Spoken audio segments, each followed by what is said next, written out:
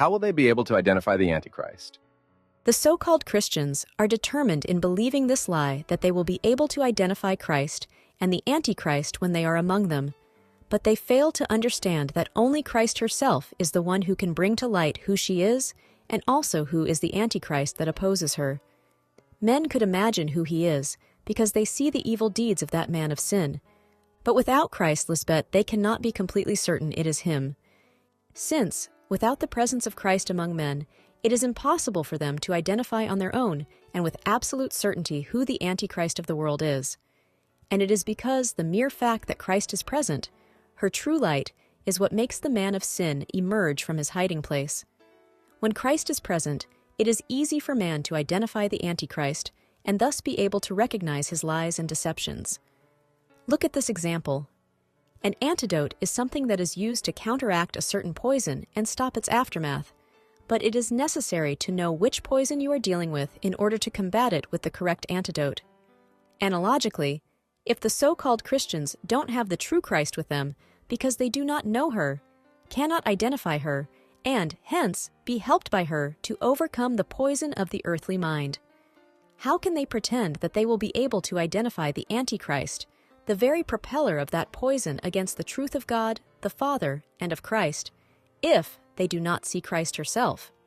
since she is the antidote for that poison and who can stop its aftermath? If they don't even know the truth of who God the Father and Christ are, much less can they know whom and what the actions of an Antichrist are against.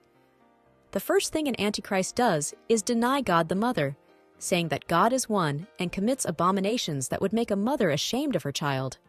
He does this with the intention of eventually saying that he himself is the chosen or anointed one, usurping the place that does not belong to him and which belongs to the wife of God, Christ. This is how the Antichrist leads men astray, so that they cannot see the truth,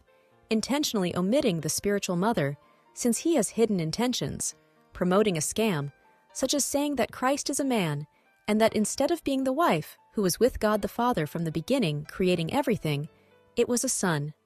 Therefore, since it is Christ who reveals the truth to man, that God are, in reality, father and mother,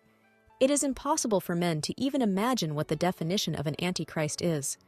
Since Christ herself is the one who reveals this great mystery of God, the Father and Christ, God the Mother, so that humanity can be free from the chains that all the Antichrists of all past generations and of this one have bound them with.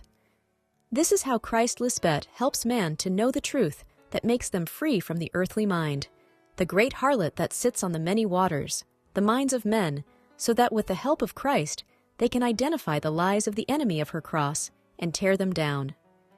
It is Christ Lisbeth who identifies that enemy, and with the spirit of her mouth confronts him and takes away his reign. That is why someone who is an Antichrist hates the holiness of Christ and wants to eliminate her from history, or try to make her look like a prostitute, or that she is possessed by demons,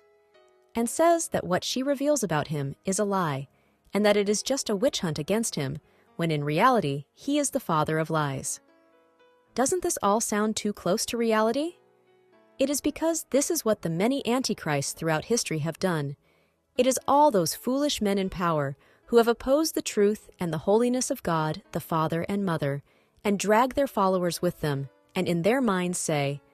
"I will ascend above the heights of the clouds and be like the Most High God,"